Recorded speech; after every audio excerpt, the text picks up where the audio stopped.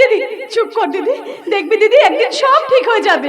শ্যামলী বোন, তুই যে অন্ধ হয়ে গেছিস বোন, তুই যে অন্ধ হয়ে গেছিস, তুই আর চোখে দেখতে পাবি না। এই সমাজের বুকে বাঁচবি কেমন করে? চিন্তা করছিস কেন রে তুই দিদি? তুই তো আছিস, লক্ষণদা আছে, আকবরদা আছে, দাদা আছে, আর বাবাও তো আছে দিদি। আমি তোদের সকলের চোখ দিয়ে দেখবো রে দিদি, সকলের চোখ। এবার আমার নিউমোনিয়া রোগ ছিল, ওই ডাক্তার বলে রক্ত লাগবে, রক্ত। ওই হারাধনদার নিজের শরীরে রক্ত দিয়ে আমায় বাঁচিয়েছিল। সেই মানুষটা কখনো আমাদের ক্ষতি করতে পারে না গো, আমাদের ক্ষতি করতে পারে না। বেশ, খুব তাড়াতাড়ি তোদের এই মনের ধারণাটা যে ভুল, সেটা আমি প্রমাণ করে দেব। না, আর ওই হারাধনের মুখোশ পরা রূপটা আমি তোদের সামনে প্রকাশ করে দেব। সত্যতা। দিদি, আমি শ্যামলীকে নিয়ে ভেতরে যাচ্ছি, তুই তাড়াতাড়ি ভেতরে আয়। চল শ্যামলী। দিদি, আজ আমি তোকে একটা কথা বলে যাচ্ছি, আমার এই চোখ দুটো নষ্ট করার পেছনে আছে ওই we want justice, we want justice. ভয় মরণে রাখিতে সন্তানে মাতঙ্গে মেতেছে আয়া সবর রঙে। ভয় মরণে রাখিতে সন্তানে মাতঙ্গে মেতেছে আয়া সবর রঙে। রাখই রাখই রিমে রিমে রাম রাম রাম রাখই রাখই রিমে রিমে রাম রাম রাম। ভূত শাসে নাচে যোগিনী সঙ্গে, ভূত শাসে নাচে যোগিনী। সামনের দিকে এক পা এগিয়ে আসবে না বলে দিচ্ছি। ওই বাবা বিশ্বাস, তুই দাঁড়িয়ে আছিস কি? লঠে চার্জ করবে মর।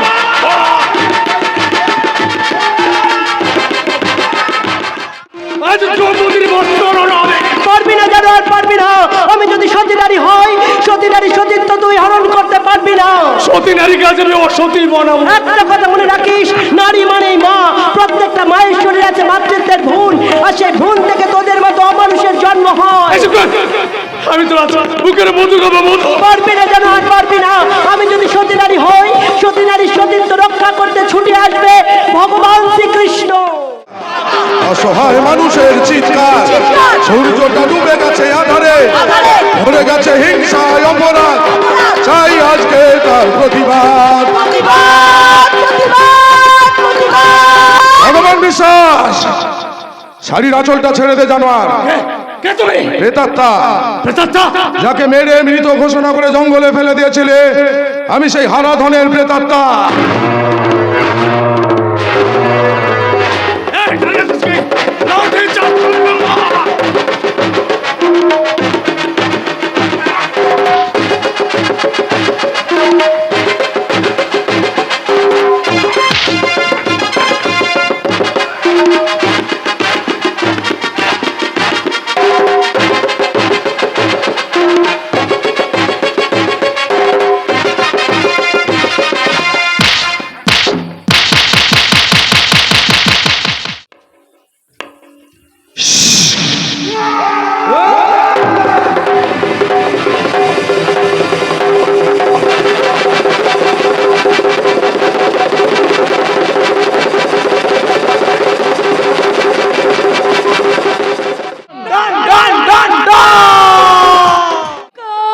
মাগো, জীবনে কোনোদিন না তোমার কাছে আমার পিতৃ পরিচয় জানতে চাইবো না মা।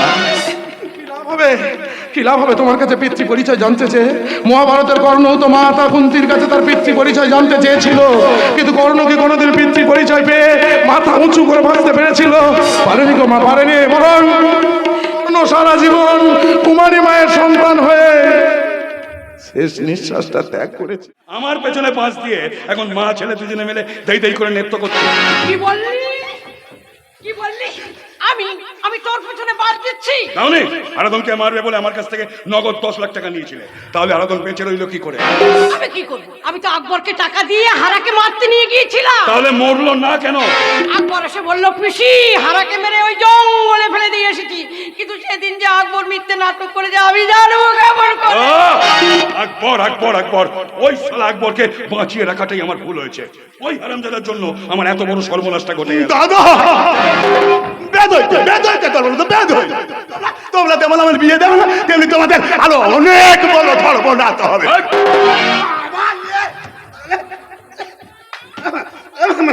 দাঁড়ান না, লেগে গেছো। কি আমার গায়ে হাত? আমি ও পিঠির ঠেলে বাঁকা, এর বদলা আমি নেবই নেব। তাহলে অনেক আগেই তোকে আমি ঘাট ধাক্কা দিয়ে এ বাড়ি থেকে তাড়িয়ে দেবো বলে ঠালা। না না না না, তা তুমি বলবে না, তা তুমি বলবে না। তাহলে অনেক আগেই না তোমাকে আমি এ বাড়ি থেকে তাড়িয়ে দেবো, কারণ আমার মা বন্দি আছে। খুব তাড়াতাড়ি না তোমার সমস্ত সম্পত্তি আমি হাতিয়ে নেব। ওই, জানতাম জানতাম তুমি হারামি, তুমি যে গাছ হারামি সেটা তো জানতাম না। আমারই সম্পত্তি হাতানোর জন্য। মিথ্যে মিথ্যে মিথ্যে, সব মিথ্যে। এই হতচ্ছাড়া, আর একটা বাজে কথা বললে না, জুতো মেরে তোর মুখ আমি একেবারে লম্বা করে দেবো। না না না না, তা তুমি বলবে না, তা তুমি বলবে না। তাহলে অনেক আগেই না তোমার পিঠে আর ভাই বোন আমি হাতে হালি ভেঙে দেব, এই আমি বলে গেলাম। বাঁকা দেখা নেই ঢুকি বেরোনো লাগে না, তাপ করে দিই ভাগা। ডালে ডালে আমি চলি পাতায় পাতায়। আমার এই কুমিরের কান্না থেকে আমি বলছি না, তোমাকে নরকে পাঠাতে আমার এক মুহূর্ত সময় লাগবে না। আর তারপর এই কোটা রায় বংশের একমাত্র বংশধরায় বেঁচে থাকবে এই ক্ষমতায় বীর, মুখে খেয়ে নাম আমার রণবীর।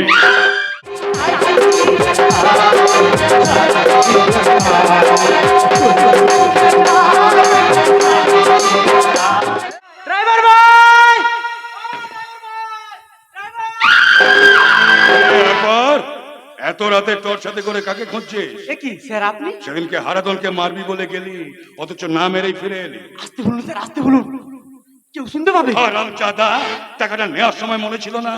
বিশ্বাস করুন স্যার, আমি সেদিন ওকে মেরে জঙ্গলে ফেলে দিয়েছিলাম, কিন্তু কিন্তু ও যে বেঁচে যাবে তা আমি স্বপ্নেও ভাবিনি। তাহলে আমার টাকাটা ফেরত দে।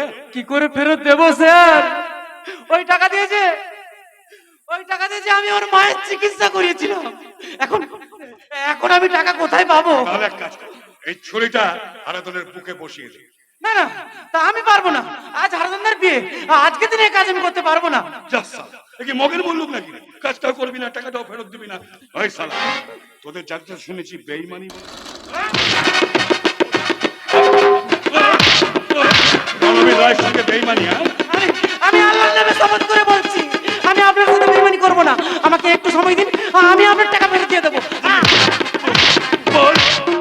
খুব ঠান্ডা মাথায় এই ছুরিটা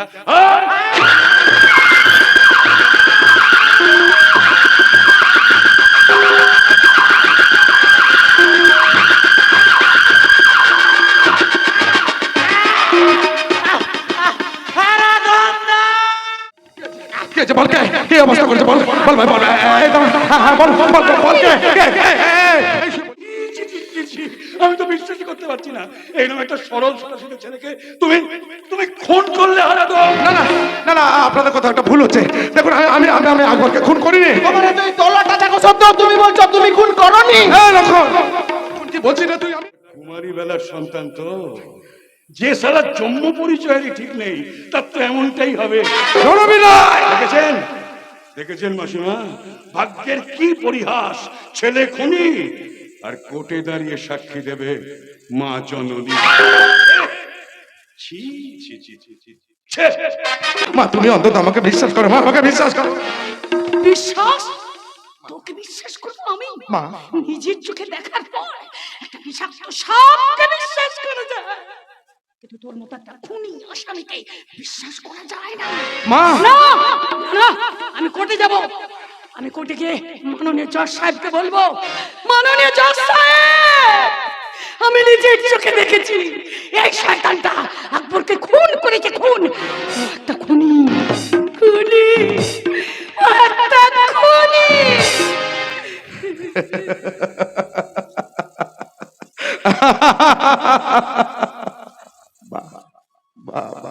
চমৎকার বিচার। অপরাধী জানিল না কিবা তাহার অপরাধ সাজা হয়ে গেল। এতদিন ধরে গ্রামের লোকেরা আমাকে অসম্মান করতো যা রোজ বেজন্ম বলে, আজকের পর থেকে আমাকে বলবে একটা খুনি, একটা খুনি, খুনি, খুনি। তুই দেখ না, আইনের কোনো ফাঁক দিয়ে যদি হারাধনকে মুক্ত করা যায়, দেখ না বাবা, দেখ। কখনো না, কখনো না। একজন আইনের রক্ষক হয়ে একজন খুনি আসামিকে আমি মুক্তি দিতে পারি না। আর তাছাড়া আমি তো অনেক আগেই বলেছিল ওই হারাধন একটা বাজে ছেলে, তাই ও জেলে পচে মরে উচিত। আস্তে আস্তে আস্তে কথা বল বাবা, আস্তে আস্তে কথা বল। আমার মেয়েটা যে শুনতে পাবে রে। ওরে, ওরে আমার মা, আমার মেয়েটা সেই সকাল থেকে লাল চেলিয়ার বেনারস পরে কোনের সাজে সেজে বর আসার প্রতীক্ষায় প্রহর গুনছে রে। ওকে আমি কি জবাব দেবো বলতে পারিস? বলতে পারিস ওকে আমি কি জবাব দেব? বলতে পারিস তোরা? কেউ বলতে পারবি? বাবা, সাথী, সাগরে পেতেছি শয্যা, শিশিরে কি বা ভয়। সাথী, বাবা, তোর গায়ে ফসকা পড়ে গেল নাকি? দাদা ওই রণবীর রায়ের কথাটাই সত্যি। শুনে রাখো বাবা, এই লগ্ন ঘোষটা মেয়েটা যতদিন এই বাড়িতে থাকবে ততদিন আমি এই বাড়ির জলস্পর্শ করব না। ওর না ওরায় বর্ষার মেঘে দিগঙ্গনার নৃত্য, হঠাৎ আলোর ঝলকানি লেগে ঝলমল করে চিত্ত, ঝলমল করে চিত্ত। ঝলমল করে চিত্ত। রণবীর, জানি তোমার আশিস পেলে উঠব সকল বাধা ঠেলে, মাগো তোমার আশিস সকল কাজে করবে মাথায় ঝরে, তোমায় মনে পড়ে মাগো, তোমায় মনে পড়ে, যখন রাতে ঝুমে চোখে গো একলা শূন্য ঘরে, তোমায় মনে পড়ে মাগো, তোমায় মনে পড়ে। খোকা, কে? আমি আমি তোর মা। মা? কোন মা? কোন মা তুমি? যে মা আমাকে বিনা দোষে অন্ধকার জেলখানা ঠেলে দিয়েছে, তুমি কি মা সেই মা? না না রে খোকা, না, তোকে আমি অন্ধকারে ঠেলে দিইনি। মা। তুই আকবরকে খুন করেছিস, মা। তাই সেই পাপের সাজা ভোগ করছিস। না মা, না মা, বিশ্বাস করো আমি আকবরকে খুন করিনি মা। কিন্তু তোর হাতে যে আমি অস্ত্র দেখেছি, হ্যাঁ দেখেছো তো, যে অস্ত্রটা আমার হাতে দেখেছিলে ওই অস্ত্র আমি যে আত্মরক্ষার জন্য ব্যবহার করি, কিন্তু ওই অস্ত্র দিয়ে আমি আকবরকে খুন করিনি মা। মায়ের চোখকে ফাঁকি দিতে চাস? মা,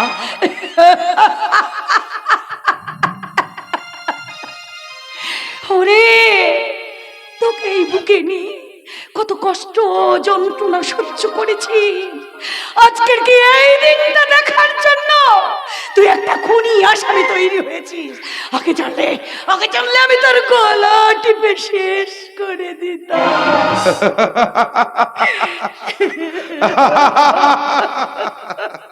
আজ এসব কথা চিন্তা করে কি লাভ হবে মা? আমার জন্মটা তো তোমার গর্ভেই হয়েছে। মাগো, একটা কথা ভালো করে মনে রেখো, মাটি খারাপ হলে যেমন ভালো ফসল জন্মায় না, তেমন মায়ের গর্ভ খারাপ হলে কখনো ভালো সন্তানের জন্ম হয় না।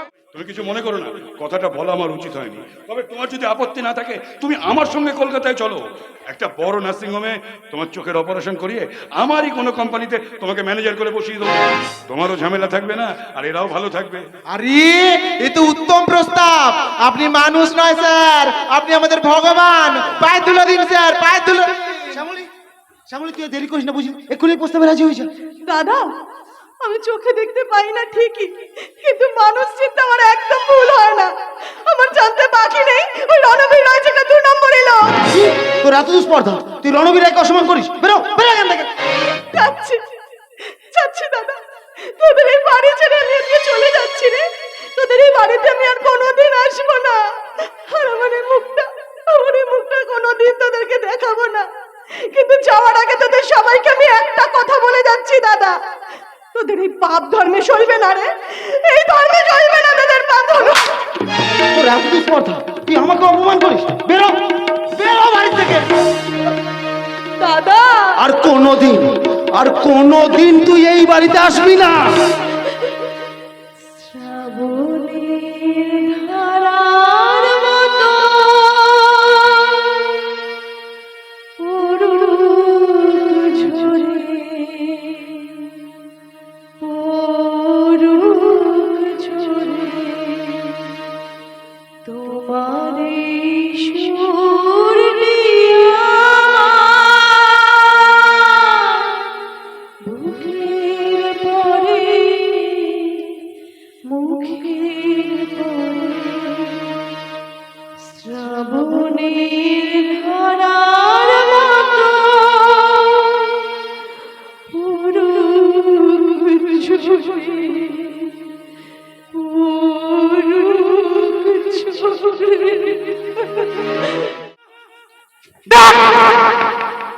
ওইসব প্রশ্ন টশ্ন শোনার এখন আমার সময় নেই। আমি ও এখান থেকে মানে মানে কেটে পড়ি। তুমি তুমি আবার কি বল? পুলিশের উচ্চপদস্থ অফিসার হয়ে ডিউটি আওয়ার্সে ডিউটি না গিয়ে মদের গ্লাসে চুমুক দিয়ে ভারতীয় পার্লামেন্টকে অপমান করার অধিকার তোমাকে কে দিয়েছে? আমি? তুমি তুমি ন্যায় নীতি আদর্শকে সামনে রেখে যে শপথ বাক্য পাঠ করে উর্দিটা তুমি গায়ে দিয়েছিলে, এত তাড়াতাড়ি সেই শপথ বাক্য ভুলে গেলে কি করে মিস্টার সত্যব্রত মুখার্জি? কি বলতে চাইছেন আপনি? আমি বলতে চাইছি বৌমা, কত টাকা খরচা করে তোমাদের বাড়িতে তোমাদের পোষা বিলেতি কুকুরের জন্মদিন পালন করছো, আর তোমাদের বাড়িতে যেটা দেশি কুকুর আছে তার জন্য সকাল থেকে কি এক মুঠো অন্ন জুটলো না মা? আহ, কি আজে বাজে কথা বলছো তুমি? আস্তে আস্তে আস্তে, ভুলে যাচ্ছ কেন? উনি তোমার বাবা, তোমার শ্বশুর। শ্বশুর না অসুর, ওই বুড়োটাকে আমি শ্বশুর বলে মানি না। হ্যাঁ, এটা অবশ্য তুমি একদম ঠিক কথা বলেছো। যে বাড়িতে এরকম একটা বুড়ো অকর্মণ্য বুড়ো থাকে, সে বাড়িতে আর যাই হোক শান্তি বিরাজ করে না। রণবীর দা, ঠিক, তুমি ঠিক কথা বলেছো। নেহাত তুমি আমার মেয়ের মাথায় সিঁদুরটা পরিয়েছিলে, না হলে এই বাড়িতে মশার মদের বসার আগে আমি তোকে ঘাট ধরে বার করে দিতাম। তোমার এত বড় সাহস, তুমি আমার স্যারকে অপমান করছো। এই যে তোমার এত দুষ্পর্ধা, তুমি রণবীর রায়কে অপমান করছো। বেশ করেছো, ঠিক করেছো। আরে বাবা, তোমরা একটা কথা কেন ভুলে যাচ্ছ? উনি তো আমারও শ্বশুর মশাই, বাবার মতো। তো বাবা হয়ে ছেলেকে অপমান করেছে, বেশ করেছে, ঠিক করেছে। তবে একটা কথা, সাথী যদি এই কথাটা জানতে পারে তাহলে কিন্তু ভীষণ রেগে যাবে। হাজার হলেও আমি তোর স্বামী, অসম্ভব ভালোবাসে আমাকে, দেবতার মতো ভক্তি করে। রোজ সকালবেলা আমার দু পায়ে প্রণাম করে ওর দিন শুরু হয়। ও যদি জানতে পারে এ বাড়ি থেকে আমি অপমানিত হয়ে ফিরে গেছি, তাহলে ওই ইতিহাসের মাস্টারের চেহারার ভূগোলটাই পাল্টে দেবে। রণবীর দা, এই যে আদর্শ তোমার এত দুষ্পর্ধা, তুমি রণবীর রায়কে অপমান করে বাড়ি থেকে তাড়িয়ে নিলে। বেশ করেছি, বাড়ি থেকে তাড়িয়ে দিয়েছি। এটা শুড়িখানা নয় যেখানে মদের আড্ডা বসাবে। কি এত দোষ পড়লো? এই লক্ষণ, ধর তো বুড়োটাকে, ধর। ধরা প্রধান সাহেব। দড়িটা নিয়ে আয়, আজকে বুড়োটাকে বেঁধে রাখবো। এক মিনিট পলি।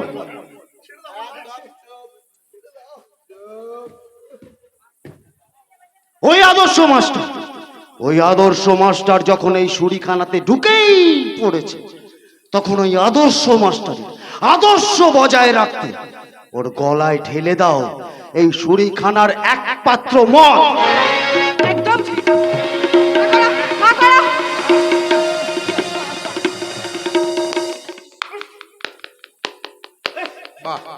চমৎকার দৃশ্য। যে বাড়িতে হাজার হাজার টাকা খরচ করে বিলিতি কুকুরের জন্মদিন পালন করা হচ্ছে, আর সেই বাড়িতে ক্ষুধার্ত বৃদ্ধ শ্বশুরের গলায় আধুনিকা বৌমা ঢেলে দিচ্ছে বিলেতি মদ। আর এই দৃশ্যটা দাঁড়িয়ে দাঁড়িয়ে উপভোগ করছে বউয়ের শিক্ষায় শিক্ষিত একটা দুপে ভেড়া। তুই এখানে কেন এসেছিস? তোর কাছে আসেনি, তোদের কাছে আসেনি রে। এসেছে আমি আমার সাথীর কাছে, সাথীকে বলতে এসেছে যে মিথ্যের মেঘ দিয়ে কখনো সত্যের সূর্যকে ঢেকে রাখা যায় না। বানিয়ে দিয়েছে। সত্য, সবাইকে চাকরি দেবে বলেছে।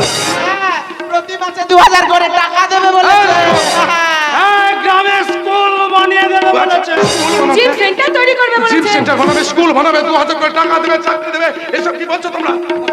মাস্টার বলুন তো, এরা যা বলছে সব কি সত্যি বলছে? সব সত্যি কথা বলছে। সত্যি বলছে? তাকিয়ে দেখো চারিদিকে নিয়নের আলো। জানো বাবা হারালাল, এই হরিদেবপুরের গ্রামের সন্ধ্যাবেলায় আর কোনো বাড়িতে সন্ধ্যা প্রদীপ জ্বলে না গো। সেখানে তার বদলে বসে মদের আসর আর জুয়ার আড্ডা। আমার মা কাকিমার মতো আমার এই আধুনিকা বৌমা সন্ধ্যাবেলা লক্ষ্মীর পাঁচালি পরে না গো। তার বদলে সন্ধ্যাবেলা মদের গ্লাসে মদ ঢেলে পায়ে ঘুঙুর বেঁধে উত্তম নৃত্য করে, আর তাকে আশ্রয় দিচ্ছে আমার রক্ত জল করা পয়সায় শিক্ষিত এই দোদরটা। কি? যত বড় মুখ না তত বড় কথা। কোন যুদ্ধ মেরে। সাবধান! আমি কিন্তু আপনাদের অনেক ঔদ্ধত্য সহ্য করেছি, আজকে যে বুড়োটার গালে আপনি জুতো মারতে চাইছেন মনে রাখা উচিত এই বাড়িটা কিন্তু এই আদর্শ মাস্টারে, অতএব এই বাড়িতে থাকার আপনাদের কোনো অধিকার নেই। যান, এই মুহূর্তে বাড়ি ছেড়ে বেরিয়ে যান। এটা ওনার বাড়ি নয়, এটা আমার স্বামী সত্যব্রত মুখার্জির বাড়ি। ঠিক কথাই বলেছেন, আপনি ঠিক কথা বলেছেন। এটা আপনার স্বামী সত্যব্রত মুখার্জির বাড়ি, কিন্তু সম্পত্তিটা সত্যব্রত মুখার্জি নয়, এই সম্পত্তিটা ওই বুড়ো মানুষটা। আর একটা কথা ভালো করে মনে রাখবেন, আপনার এই 2 নম্বরই স্বামীটা, অভদ্র ইতরটা, এই বুড়ো মানুষটার গায়ে রক্ত জল করা পয়সায় শিক্ষিত হয়ে তবেই কিন্তু এই চাকরিটা পেয়েছে। তোর এত দুষ্পর্ধা, তুই আমাকে 2 নম্বরই অভদ্র ইতর বলি? গায়ে লেগে গেল তাই না? অভদ্র ইতর বলেছি বলে তোর গায়ে লেগেছে তাই না? আমারই ভুল হয়েছে রে, অভদ্র ইতর বলা উচিত ছিল না। এতক্ষণে উচিত ছিল পা থেকে জুতোটা খুলে তোর গালে বসিয়ে দিয়ে বলা উচিত তুই শুধু অভদ্র ইতর নয়, তুই একটা দুপে জানোয়ার। সত্যব্রত মুখার্জি, এতদিনের শিক্ষা দীক্ষা সব আমার ভুল হয়ে গেল রে। আমরা এতদিন লেখাপড়া শিখেছি, মানুষ হিসেবে আমরা যেটা জানি যে কুকুরের পেটে মানে কুকুরের বাচ্চা মানে কুকুর হবে, শুয়োরের বাচ্চা মানে শুয়োর হবে, ভেড়ার বাচ্চা মানে ভেড়া হবে, গরুর বাচ্চা গরু হবে। কিন্তু মানুষের বাচ্চা মানুষ না হয়ে এমন পশু হবে আমার সেটা জানা ছিল না। আরে সত্যব্রত মুখার্জি, ন্যায় নীতি আদর্শকে বিসর্জন দিয়ে বউয়ের শিক্ষায় শিক্ষিত হয়ে বৃদ্ধ বাবার সঙ্গে যে আচরণ করছে, আজকে এই দৃশ্যটা দেখে এরা সবাই কিন্তু তোর গায়ে দেবে ঘৃণার ফুৎকার। আমার স্বামীকে অপমান করার অধিকার তোমাকে কে দিয়েছে? এটা আপনার স্বামী নাকি? কি করে বুঝবো বলুন? আপনারা এতক্ষণ যেভাবে চলছেন তাতে করে তো আমি মনে করছিলাম এটা বোধহয় আপনার ওই গোয়াল ঘরে গলায় দড়ি দিয়ে খাটায় বেঁধে রাখা একটা দামড়া গরু। আরে দামড়া গরুকে যত পারেন খাটিয়ে নেওয়া যায়, খাটিয়ে নিয়ে। আরে ব্যাস ব্যাস ব্যাস, অনেক হয়েছে, অনেক হয়েছে। আপনি ভদ্র সমাজের মধ্যে যে পোশাকটা পরে দাঁড়িয়ে আছেন, বলে আপনি কি কোনো সার্কাস খেলা জোকার নাকি রাস্তায় ঘুরে বেড়ানো একটা বার বনিতা? দেখেছো? দেখেছো আঙ্কেল, দেখেছো আমার মতো সতী নারীকে কিভাবে অসম্মান করে? দেখেছো? আরে করুন না। সতী নারী?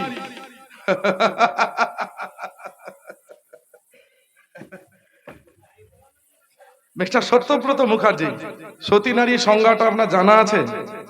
আপনার এই অর্ধ উলঙ্গিনী বউটা যদি সতী নারী হয়, তাহলে পুরাণের লক্ষিন্দরের বউ বেহুলা কিংবা সাবিত্রী, তারা বোধহয় সবাই ছিলেন অসতী। আরে সত্যব্রত মুখার্জি, একটা কথা ভালো করে মনে রাখবে, নারী মানে মা, আর প্রত্যেকটা নারীর শরীরে আছে মাতৃত্বের ভ্রূণ, যে ভ্রূণ থেকে আমাদের মতো সন্তানদের জন্ম হয়। আর আপনার এই অর্ধ উলঙ্গিনী বউটা যদি সত্যিকারের মা হতো, তাহলে এদেশে অসভ্য চরিত্রের সন্তানের জন্ম হতো না, চোর ডাকাত গুন্ডা বদমায়েশের জন্ম হতো না, রামকৃষ্ণ বিবেকানন্দ কিংবা কাজী নজরুল ইসলাম মায়েদের গর্ভে একটা করে জন্মাতো না, মনীষীতেই সারা দেশটা ভরে যেত। যাবার সময় আপনাকে একটা কথা বলে যায়, ওগো বঙ্গ নারী, দয়া করে আপনার শরীরটা একটু ঢাকা দেওয়ার ব্যবস্থা করুন, তা না হলে সারা ভারতবর্ষে কিন্তু ধর্ষণকারীর সংখ্যাটা অনেক বেড়ে যাবে। আপনারা ক্ষমা করবেন, সারা ভারতবর্ষব্যাপী আন্দোলন চলছে, ধর্ষণকারীকে শাস্তি দিতে হবে, জেলে ভরতে হবে, ফাঁসির দড়িতে ঝোলাতে হবে। ধর্ষণ করছে পুরুষরা, মহিলারা দায়ী নয় তার জন্য, কিন্তু পুরুষরা আজকে সমাজকে কলুষিত করছে। কিন্তু একটা বার কি ভেবে দেখেছে, এই সমাজের বুকে যদি এমন মহিলারা এমন নোংরা পোশাক পরে ঘুরে বেড়ায়, তাহলে সমাজকে কি এই মহিলারা কলুষিত করছে না? তাহলে আন্দোলনকে শুধু পুরুষদের বিরুদ্ধে হবে, মহিলাদের বিরুদ্ধে হবে না? বলুন, আন্দোলনকে শুধু পুরুষদের জন্য হবে, মহিলাদের জন্য হবে না? ক্ষমা করবেন আপনারা, মা বোনেরা সবাই ক্ষমা করে দেবেন এই কথাগুলো বলার জন্য। নিতান্ত নিরুপায় হয়ে বললাম, কারণ দাদা ভাই বন্ধু আপনাদের কাছে অনুরোধ করব, রাস্তায় বেরিয়ে যদি এমন নোংরা পোশাক পরা মহিলা দেখেন, দয়া করে কোনো কথা বলবেন না। যদি একটি কথা বলেছেন, তাহলে পা থেকে জুতোটা খুলে আপনার গালে বসিয়ে দেবে। তারপর আপনি প্রতিবাদ করবেন, থানায় চলে যাবেন, 8খানা ধারায় আপনার নামে মামলা হয়ে যাবে। কারণ এদেশের বিচার শুধু মহিলাদের পক্ষে, পুরুষদের পক্ষে নয়। তাই আপনারা কোনো কথা না বলে দয়া করে যদি এমন নোংরা পোশাক পরা মহিলা দেখেন, তাহলে মুখটা নেবেন ফিরিয়ে, আর পকেট থেকে রুমালটা বের করে এমন নোংরা পোশাক পরা মহিলার লজ্জাটা দেবেন ঢেকে। না না, তা আমি হতে দেবো না। ওই শ্যামলীকে যেমন এই বাড়ি থেকে তাড়িয়েছি, তেমন এই বুড়োটাকে তাড়িয়ে ছাড়বো। এমনকি তুমি বাড়ি থেকে তাড়িয়ে দিয়েছো কেন? কেন তাড়িয়ে দিয়েছো? আর অন্ধ মেয়েটা কোথায় যাবে? কেন তাড়িয়ে দিয়েছো? কোথায় তাড়িয়ে দিয়েছো? আরে আমরা কি করে যাবো? ও নিজেই বাড়ি থেকে চলে গেছে। সত্য, ওরে সত্য, ও যে তোর ছোট বোন, কেন ওকে বাড়ি থেকে তাড়িয়ে দিয়েছিস রে বাবা? ও যে চোখে দেখতে পায় না, ও যে অন্ধ, কোথায় যাবে বল না? শ্যামলী, শ্যামলী! কতবার বলেছে মাস্ক পরতে? বিদেশ থেকে দামি কুকুরটাকে তুমি এই বাড়িতে নিয়ে এসেছো। তোমার বুড়ো বাবার রোগ জীবাণু যদি ওর শরীরে ঢোকে, ভেবে দেখেছো কি হবে? কি বললে বৌমা? কি বললে বৌমা? আমার শরীরে রোগ জীবাণু তোমার কুকুরের মধ্যে ঢুকবে? আচ্ছা আচ্ছা, হ্যাঁ বলে ঠিক কথাই বলেছে। অনেক টাকা খরচা করে রকিকে আমি এই বাড়িতে নিয়ে এসেছি। তোমার জন্য তো আমি আমার রকিকে হারাতে পারবো না। আফটার অল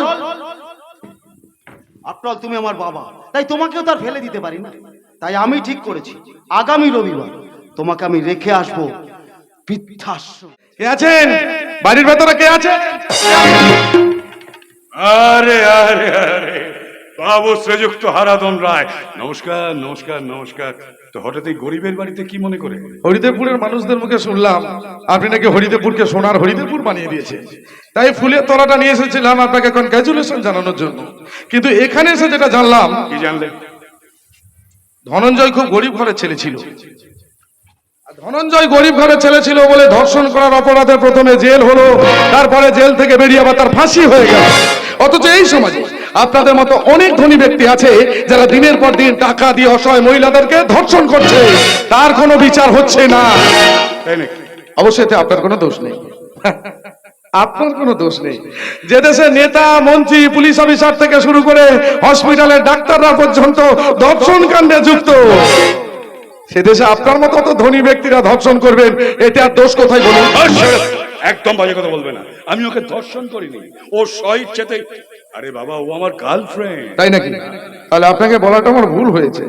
আমি আপাতত ওই মহিলাকে বলবো। তার মানে কি বলতে চাইছো তুমি? আমি বলতে চাইছি আপনার স্বামী মানে পুলিশ অফিসার সত্যব্রত মুখার্জি কি বেতন অনেক কম পাচ্ছে নাকি, যে টাকার প্রয়োজনে আপনাকে যৌবন ফেরি করে বেড়াতে হচ্ছে?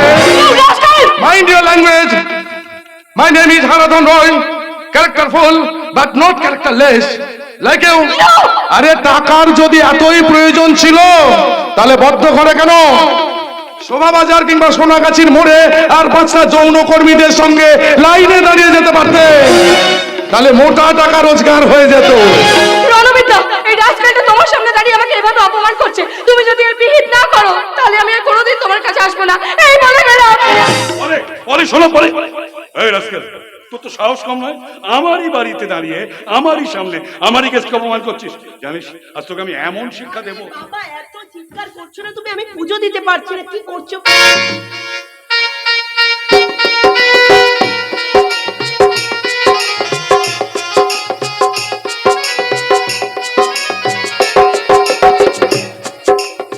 সাথী তুমি? কে? আমি? আমাকে চিনতে পারছো না?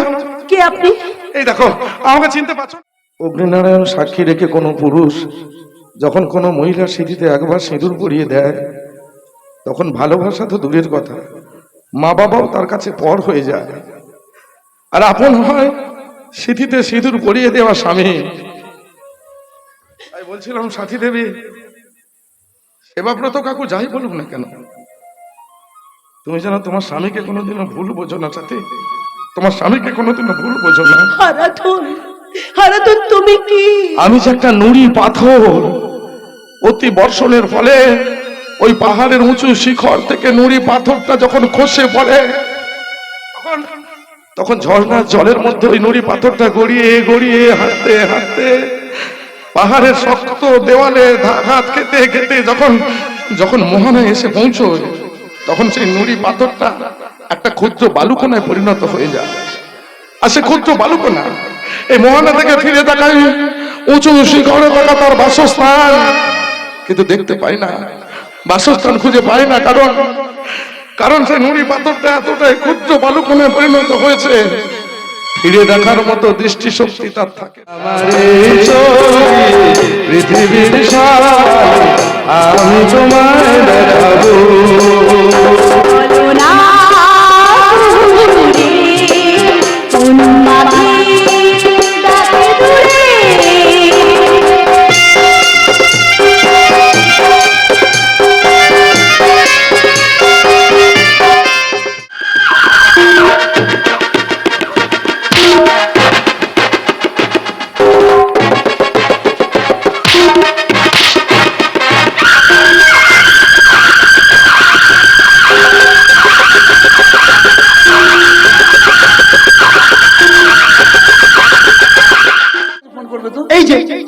এই যে লোকে বলে না বয়স হলে লোকের বুদ্ধিভ্রম হয়, তোমাকে দেখেই বুঝলাম তুমি জানো বাড়িতে আমার অত দামি কুকুর রকি আছে, তার উপর আজকে আবার 1 লাখ টাকা দিয়ে আবার একটা কুকুরের বাচ্চাকে বাড়িতে নিয়ে আসছে।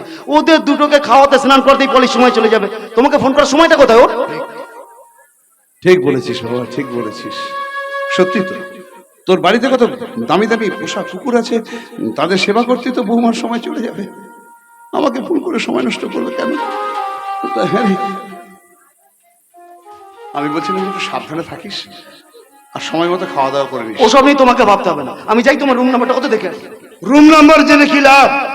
আপনি তো আর বাবাকে কোনোদিন দেখতে আসবেন না মিস্টার মুখার্জি। বাড়ি যা, বাড়ি যা।